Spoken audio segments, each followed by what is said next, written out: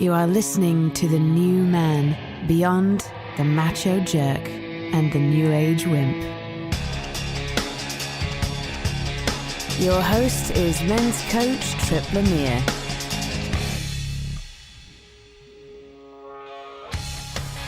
Is your drive to be successful making you strong or weak?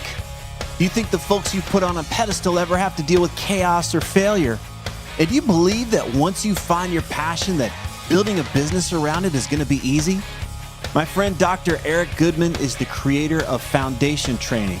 He's built a global movement by empowering people to overcome back pain. But like many passion-driven businesses, behind the scenes, it's been extremely challenging. Today, we're going to talk about growth, failure, chaos, and this fantasy that building a business around your passion should somehow be a cakewalk.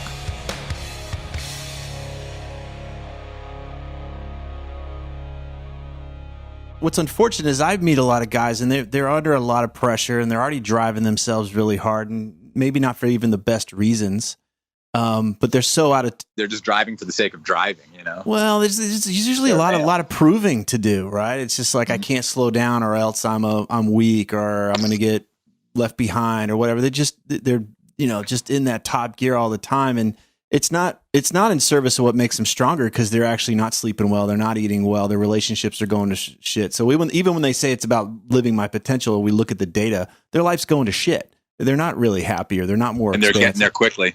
And they're getting there quickly, but they're in that rat race. They're following what others are doing, and they're going right off the cliff essentially. And so, but if we slow down a little bit and say, what if your mood has nothing to do with what you're doing? What if your mood has really nothing to do with your output in the world? And it's not entirely true, because we feel the impact of what we're doing out in the world, and it feels good or it feels bad. But most of the time, they never even consider that their mood is like, oh, well, I feel like shit because I'm not sleeping and I'm dumping caffeine and a bunch of other things in my body. I'm eating like crap. And why would my brain function well? Because I'm dumping all of this stuff into my brain. It's like, why would it function well? Why would you feel great? And when we can't, it's a hard argument. It's like, yeah, why would it feel great? You're not doing anything for that brain. We're not taught to think of it that way, though. We're taught sort of hey, I'm supposed to feel good, which I agree with, but not without effort. Yeah, you're supposed to feel good. I believe the vast majority of the time. I think that we have... If you take care of the machine, right? If you maintain the machine. Exactly. You have to, and not every machine runs the exact same or requires the same fuel or has the same output or can operate at the same level. And I mean, look, the tortoise and the hare. It's all written for us already. Stay diligent, stay disciplined, and go at your pace. Don't compete with everybody around you at every instance of your life, because some of them are going to appear substantially more prepared, substantially more talented, faster, stronger, better looking, whatever. But your destinations are different. And if you try to be like them, you're never going to get to yours. And if they try to be like you, they're never going to get to theirs. But if you just really buy into your talents, your abilities, what feels good for you as you go, and again, the basic maintenance that allows you to keep feeling good, you're going to get there. You got to know your thing. You got to spend the time to know your machine, essentially, like how you run. Because if you are in that comparison state, you're screwed. Like you're just... All we can do is you see what skills we have and build upon them, but more importantly, see what holes we have and really dig deeper into why those holes exist and see if we can figure out a way to utilize them or fill them or whatever. Yeah, know what we're playing for, right? It's like, do I feel stronger? Do I feel more expansive? Or am I on a path where, the bank account might be clicking along, or I'm getting a lot of people kissing my ass, but do I actually feel better? Do I actually feel more expansive? I think a lot of times we get stuck on these measurable, objective outcomes, but we lose touch with the experiences we most want. Wanting to feel free, wanting to feel alive, wanting to feel love, connection, wanting to feel peace. And we lose touch with that stuff. And we just get so fixated on the comparisons, the things we can measure, but we lose touch with why do I feel empty inside? Why do I feel out of touch? Why do I feel like why do I believe like I was happier back then when I had less money or I had less status or I had less this and that? Life's not supposed to just feel good. It's not supposed to just feel bad. Both of them have so much chemistry behind them that our bodies are prepared for and built upon.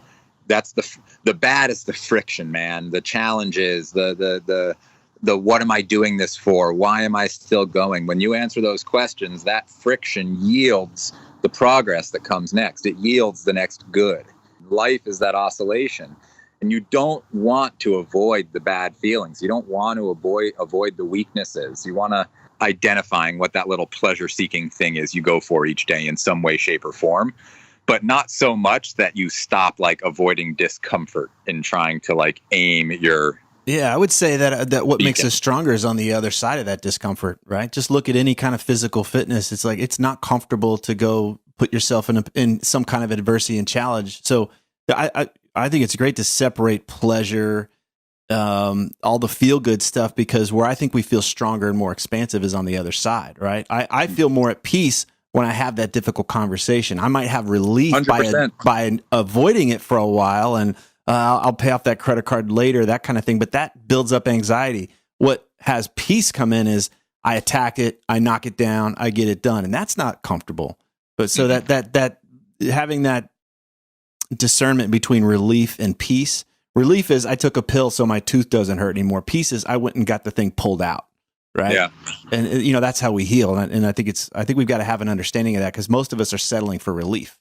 We're in a constant cycle of deprivation and then back to relief. Oh, I feel bad. Relief is passive.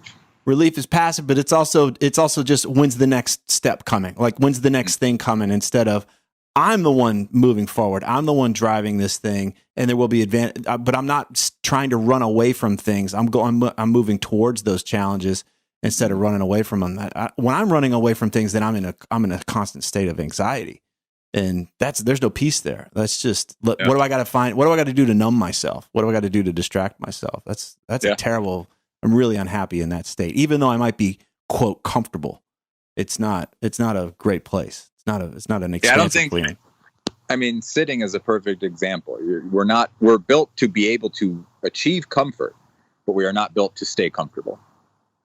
You know, we can sit down and achieve comfort for brief stays, but if you just sit, there's clearly it's not where you don't get strong there. You don't get stronger by sitting. That's a good example. You go the other way. Yeah. You actually get weaker. One of the things I wanted to check in with you about is you and I have something in common, that we got into what we do because we love what we do. And then we had to learn how to do business around it. Mm-hmm. And I know a lot of people that are in that boat. And I know people that went to school to study business and then had to like find the thing that they like to do, but they could have sold rubber dog shit or Subway sandwiches or whatever. They didn't care. They wanted to be in business. And then there are folks that are cut from a different cloth, which is, I love doing this thing so much, whether it's, creating content or helping people get better or coaching or whatever. And then, holy shit, I got to learn all of this other stuff in order to do it. And I'm curious for you, because we haven't really talked about that, but you've had, in order for you to have the impact you've had in the world, which just started out as just trying to heal your own back. And we've talked about that several times on the podcast here, but like, it would have been easy for you to just be like, hell with that. I'm just going to go take care of my back. I'm not going to go build this whole offering out in the world and then learn how to run a business. So what's that been like for you? And I'm happy to share my own experiences too. Been quite a lot of lessons, a lot of frustration, but ultimately I'm now on my third iteration of foundation training. And what I would say is, for the first 10 years of this, I really didn't know what to do with it. So I was taking advice from a lot of places, and I had 2 different teams built around me by different people, by kind of business partners that then kind of built teams around me. And then I realized, over about 5 years ago, I started shifting away from the current team I was in at that time. And over a few years, completely changed the team, built this new team based on the one guy that started the business with me, my closest friend, Dustin, of 25 years, and my brother-in-law, Jesse, who I've known for 20 years, introduced me to my wife, and my production guy, who I've been with for 11 years, that has filmed every video we've ever done, did the first handful for free, the first couple of years of it for free, and has never been a moneymaker, just always just been there for us.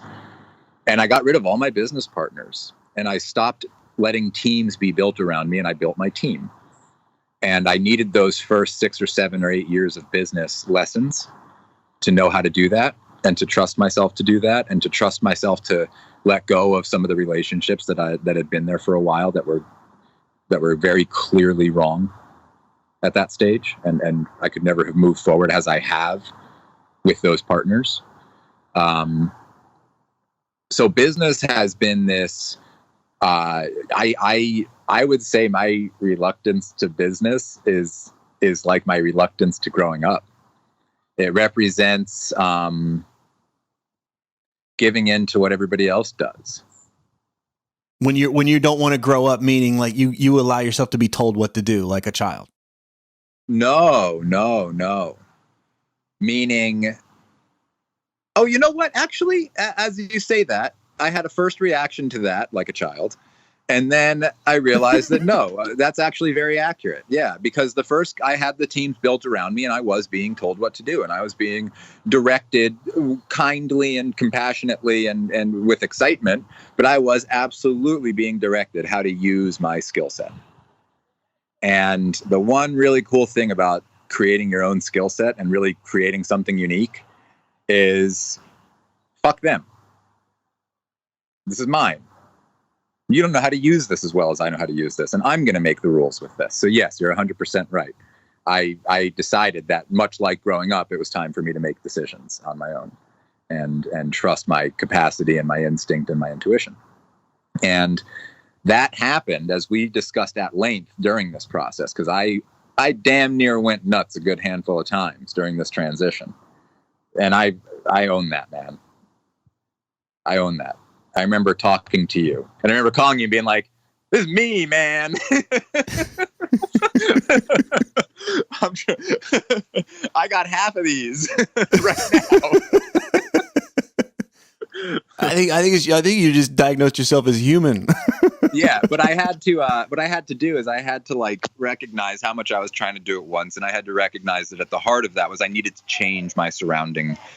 Not my immediate surroundings. I didn't need to change my wife, my best friend, my brother-in-law, that's not what I needed to change. Although I was taking a lot of stress out on those people.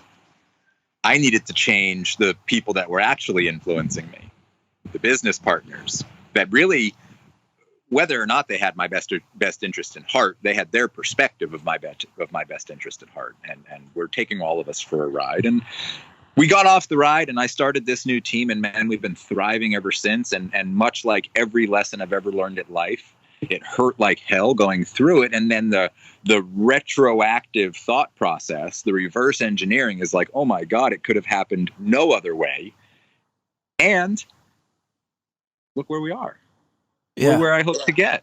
Look at that, man. All that was the ride to get where I hope to get us, and now we're here, and let's keep rolling forward.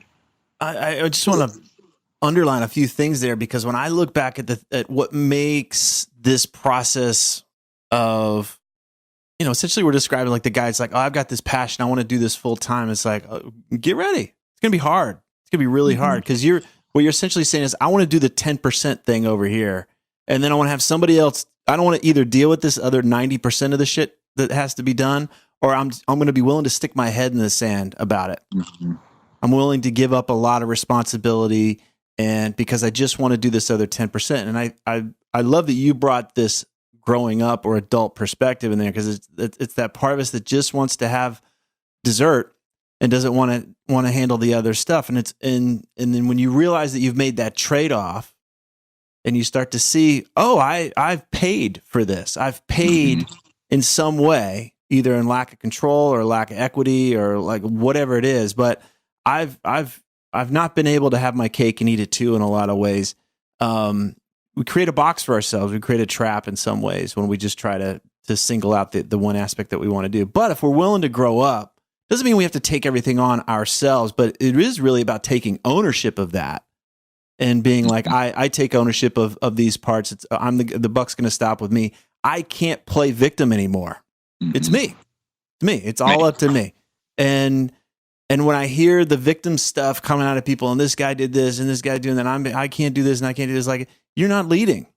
You're being led. You're being pushed around, and it's usually by what's happening between your ears. It's not these actual people. You just need to set a boundary and be like, enough of this shit. But I find that there's this romantic notion of going, and we can look at Eric Goodman, we can look at others that have gone and created a movement in the world and think that you are on this pedestal and you only get to do the fun bits and you don't have to deal with any other stuff, and you're shaking your head and like vigorously right now. It's like, but that's easy to look at that and assume that stuff, and then think we can cherry pick and not see what's underneath the water with this giant iceberg kind of thing. And I love that adult perspective, because growing up can be really freaking painful and really hard there. It doesn't mean that, but I think it's easier if you grow up sooner and just like, okay, I'm going to have to take all this on and I can't play the victim, instead of like we talked about earlier, like, how can I just not do the uncomfortable stuff? Like, I'm going to build this in such a way where I don't have to do anything uncomfortable. And then that's where we really limit ourselves. I'll be honest with you, man. When I got into the heat, when I really got into it with everybody, I got out of it just as quickly. And I'm very happy that none of my failures have ever brought anybody else down. I've always taken them on the head myself, and then grown and pursued and got better and tried to do whatever I could to do the next thing. But this was the closest I came to my own chaos. Really almost ending my marriage, and almost ending my business, and almost ending some friendships, because I was so chaotic internally when everything hit. Had a kid, changed the business, moved to Hawaii, moved back from Hawaii. I didn't know it. I was so busy. I was so hectic. I was not sleeping. I was just not there. I wasn't available for myself. And that made me completely unavailable for I'll be honest with you, man. It was almost 18 months. It was longer than I'd like it to have been. Yeah. And it wasn't the entire time. There was ups and downs, of course, but it was not thinking with the clarity that I had prior to that 18 months or have had since that 18 months. And you think it was a stress of just all of those things happening at once, or what do you think? It's easy to say all of the above, right? But if you had to, looking at it from your perspective now, can you okay, how do I make sure I don't go there again, kind of thing? What do you? Oh, it was so easy. It was so easy. I gave too much of myself away to everybody else. It was so obvious. What was your style of giving yourself? How do we know what it looks like when you were giving yourself away? What does that mean? It was owning a minor percentage of my own business that I invented, created, developed, and sweat harder than anybody else for. It was being the only one that was truly in debt to that business, even though everybody else was pretending to really give a shit. I was the only one that actually was on the line and went heavy in debt, which I'm out of. But that was a very challenging time for me. I borrowed money from my dad's life saving, from my dad's life insurance. We took his life insurance out early so that I could change my business. And it was cool to see the support structure, but it was just frustrating to go to. And then, we had just had this baby, and my wife and I just were not seeing eye to eye. We were not there for each other in the way we needed to be. I know that a lot of men have felt this way, where you just lose your sense of self very quickly right when you have your first baby, and you kind of have to stagger and realign, restabilize. And I basically had to hand over my life savings and a lot more than that a month after my daughter was born. So it scared me a lot. I was really I was just scared, man. Yeah. And that fear, then we kind of early on chased this dream of moving out to Hawaii. We just did it a year or two too early. Our daughter was too young. Put that on top of changing the business, going in debt. It was just too much. Why would you have a great experience? Right? And I finally one day said, we got to move back to California for a while. We got to let Sunny get a little older. I need to stabilize myself. Jen has done a great job of staying healthy and getting healthier and healthier as well. Let me know if that lawnmower is really loud in the background. I think it's okay for now. Okay. So, what happened was we just shook the foundation of ourselves, and I'm an extremely sensitive person. It's the nature of my work. I mean, in my early 30s, I created a chronic pain protocol. Like, I'm a sensitive person, that's just the nature of it. And I love to help people feel well. In fact, it's how I have found that I feel well. It's kind of my most sustainable way of feeling really proud and happy in life, is to help other people feel well. So I was stuck for like 18 months in this cycle of trying to make myself feel well. And I just fucking forgot that the only way that I'm really good at doing that is by helping other people. So about a year ago, I dove really hard into deciding to help other people a lot more, like more than I was. And I started teaching more workshops, and I started teaching more classes, and I started taking on more patients again. I made sure we were teaching more certifications and that I was teaching all of them. I took complete ownership of the business. I gave the percentages to the appropriate people that own it with me, but I took complete ownership of the decisions that are made in the business. And I took people out of the business that were not, they just were, I had to move forward, plain and simple. And I had to finally accept that my perspective on this was the best perspective on this, because A, I'm the doctor, B, the people are my patients and I'm their doctor, and C, I'm the one with the pain. I'm the one that came up with it. I'm the one with the rationale of doing this. I'm the only one that this truly, truly, at that moment, meant something to. And now my team is family. All of us have injuries, and all of us have used this work to get out of them.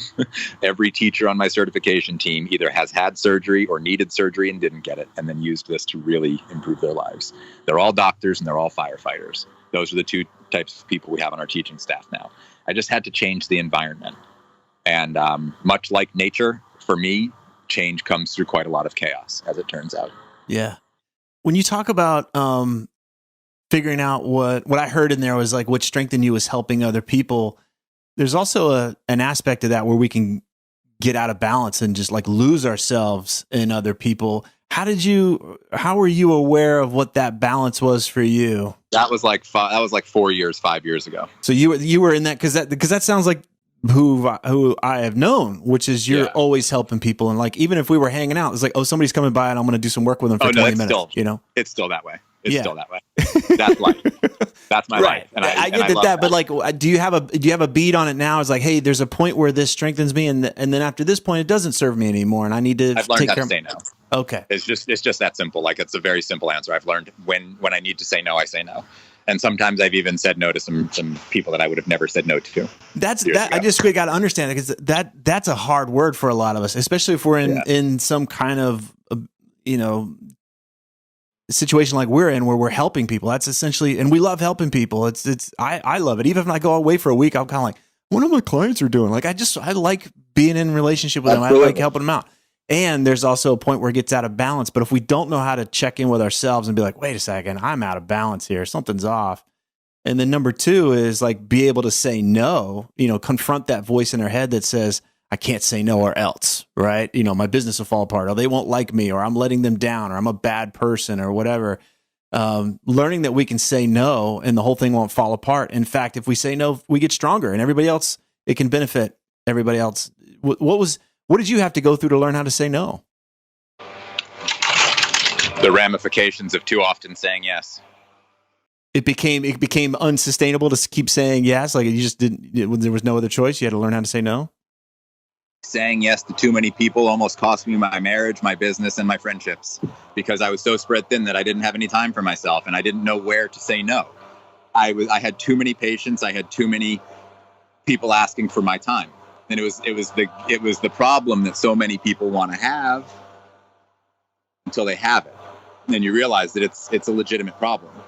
And that you are giving people your time because you give a shit about what you're doing, and you want to talk to them, and you want to interact with them, and you don't dislike people that you don't interact with. You just are literally so pressed that you can't. You know how? I can't, man. I'm sorry. Or you get so spread thin that you're not there with anybody. Even though you're there with them, you're not there with them at all. Right. You're thinking about the next thing. You're just elsewhere. If you're not there for yourself, if you're not there for your family, for your friends, for your business partners, if you're not doing the things that make you feel well, you have to start saying no. Yeah. You have to, or else you're going to get into a really great initial trap that is extremely deep and is hard to get out of. Yeah, that I'm just looking at how toxic that belief is. I can't say no, right? Like that's the first thing I would want to challenge. If you and I were talking or anybody else was talking and they're like, oh, I can't say no, that's the first one we're going to go at. Just like, why not? What's really the monster under the bed, right? I can say no for sure now. I had to. And I found that, oddly enough, people respect it just fine. Well, yeah. So tell me, like, so to go over that, like, okay, I can't say no into I'm going to start saying no. What did you learn? Obviously the whole world didn't fall apart, but a lot of things changed. Was it what you imagined it was going to be like? Was it anything like what you imagined it was going to be like when you started setting boundaries? You started saying no? I don't think it was that much of a definitive line. I think I have slowly learned the significance of saying no over a handful of years now. So I don't know that it was like a moment of change, but the difference is like anything that you practice, it's just a little bit easier. Yeah. That's all. That's the only difference. There's no change in my life whatsoever, except when I want there to be a change in my life. Right. And that moment-to-moment control is something that I not only believe in, but I believe I've earned it too. And with that comes the confidence to use it. I think that's another point to underline. I was like, who am I to say no? Right? It's like, oh, I'm, do I deserve to say no? Have I done enough? Or we create these metrics that, I'm weak if I say no, or whatever it is. We're always up against something. And so we get out of touch with our own experience. We're driving ourselves into the ground. Can't say no. We keep saying yes. And we create that trap that you're talking about. We get weaker, weaker, weaker. Everything else around us starts to get weaker too. And at some point we got to consider a different strategy and say no in service of what strengthens us. What do you use as a metric in your life right now to that it's like, oh, I got to pump the brakes here. Like what's the thing that happens for you where you recognize, okay, things are getting out of balance? If I turn on punk music that I always like to listen to and I don't like it, that means I'm paying attention to the wrong shit. This morning I was listening to Modern Man by Bad Religion and I was just like, yeah. So if you can't enjoy that's a great metric, right? It's like if I can't enjoy what I find enjoyable or like if I don't see the beauty in the world anymore, right? I have two types of music that I enjoy when I'm at my most mellow. And it's old country, like Waylon Jennings, Willie Nelson, George Strait, and punk from the 90s when I grew up and listened to it on an everyday basis. So if I've got NoFX or Pennywise or Bad Religion or one of these guys playing, I'm so jazzed typically. Same with old country. I'm cruising down there. I'm happy. It's like when I'm surfing. If I'm surfing, I'm relaxed. No matter how intense it is, I'm relaxed. Same with punk music. When I'm off balance, when I'm stressed out, when I'm not sleeping right, when I'm pissed, they become abrasive to me. That energy becomes abrasive. And it's like, oh, there it is, man. You got to relax. You got to go do something fun now. Yeah. Now. I love that. That's the pivot too. Is like, oh, I go do something fun. I'm the same way. Fun is my medicine. It's play is my medicine. And play doesn't mean being silly or careless. I see it as nutrition. It's like I've got to do this. We've actually misnamed it. It shouldn't be called play. Play makes adults think of children, which is a bad thing. What it should be called is activity time. We need activity times throughout the day. The human body needs activity time throughout the day. Yeah, but I think there's an aspect of it too, which is like, where we get over ourselves and we take risks and we drop the facade of needing to be somebody. I agree with you. I agree with everything you're saying, and I think, but we can go be busy. There's lots of guys that they'll go fucking play golf and still throw their clubs in the water. You know, like they're not really having fun. They're not playing. Yeah, like I've seen that guy. I never understood the phrase play and golf put together. I think you just do golf. I think, well, you and I get along because play is such a natural, it's a thing, we both know how to play. There's a lot of people who don't know how to play. They're always doing something. I have a slack line set up at my house 24/7. 24/7. And sometimes I just go out there and just slackline or practice falling or use it for meditation or use it for balance or just try to stand up for I wonder if I can stand on it for 20 minutes straight today. And those little things make a huge impact. I don't know that it's necessarily good for an adult to go to the playground and go play. I think that with that word comes a little bit of translation. Yeah, I think it's limiting, right? Because what we've learned if we study mammals is that play is where we learn how to improvise. It's where we learn how to take chances. It's where we learn how to practice taking on the challenges that we have. I mean, that's why play is programmed into our DNA. And it feels good for a reason, is because it makes us stronger. It's not something that we have to wait and earn. You know, I actually think that play is rejuvenating, genuinely rejuvenating, and that we've gotten into some kind of puritanical, weird programming of like, oh, pleasure's bad and always bad, and it makes us weak. And it's like, that's not the case for me. Like how we're so much better off when we loosen up a bit. I think we perform better when we relax. Even relax the idea that so much is at stake. And it's like, yeah, where's that playfulness here? I'm more of a liability when I'm thinking when things matter so much. You know, it doesn't mean I don't care at all, but it's like oh man, this really matters, then I freeze. I don't do it. Yeah. But if I can be playful, I'm dangerous. Like I'm a badass. I will attack that thing. Like, yeah. So there's a sweet spot in there. I know I need play actually, because my wife will remind me. It's like, oh, I think you need some playtime. Like, she just knows, like, because I'm just taking things so seriously. But I notice that when I'm like wanting to start getting bitchy with my family. It's like, they're not the problem. I'm letting something else get to me. And that's usually an indicator that I need to go take better care of myself. And that's where play is really helpful there. It's like, I go take care of myself in some way, and I bring a much better version of me into the house. You know, yeah, absolutely. Instead of, I'll be less of a dick whenever everybody else is better, you know? I need to go take care of myself. You can't wait for everybody else to be better. That'll just drive you nuts. I'm learning that. I'm in the process of learning that one. Yeah. With family, you know, like the better I present my energy, the better the whole situation. I love to create an invitation like, hey, I'm in this place. This is what I'm cultivating. I'm being playful. I am having fun. I'm still present, right. But and then there's an invitation. Hey, you want to come hang out with me here? Right. What if they don't? It's cool if they just want to go do that thing. But what I noticed, it's a lot better if I want everybody to be fucking different and I'm tense and I walk in the room. Guess what? I just invited everybody into more tension, more fear, more defensiveness. Well, that's not going to happen. You know, it's just like, I got to bring the thing I'm wanting. So it's like, all right, if I'm wanting that great connection, that open-heartedness, that, hey, let's, who are you and how you doing today kind of thing. I got to start there. I can't be the one that's waiting on everybody else to meet me there. Like you said, that's a pain in the ass. That's just that's a recipe for disappointment. Well, man, I've loved connecting with you in this way, man. It's been cool to go down this road, and I get to learn a little bit more about you. We talk and we get to go pretty deep on some things. And I've just always wanted to see if we could explore this and maybe be able to share it too. So I really appreciate that, man. Yeah, this was fun. Thanks, man. I always love talking to you. If these interviews are helping you, then please visit The New Man on iTunes and leave us a positive review so others can discover the show more easily. Thanks for listening.